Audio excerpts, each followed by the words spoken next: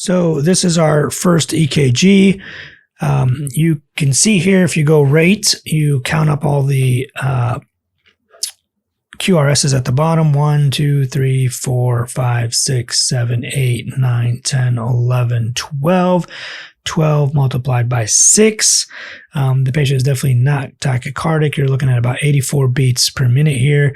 You want to look at the P waves, make sure there's a P before every QRS, and there definitely is. You want to look to make sure there's a QRS after every P wave, and there definitely is. The rhythm strip, usually 2, lead 2 and V1 are usually the best to find P waves. So definitely look at those if you're not sure.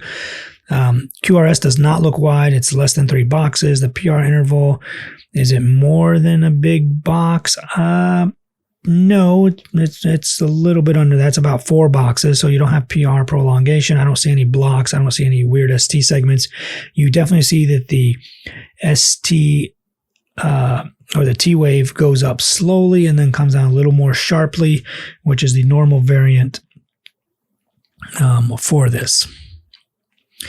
And that's about it. If you want to look for access, which we forgot, you look at number 1, which is upright. Number 2 is mostly upright, so you have normal access. Remember, if you did AVF, instead of 2, like in this case, you have 1 is up and AVF is down.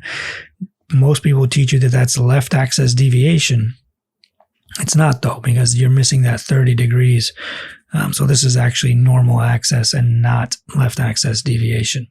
And that's all for EKG 1.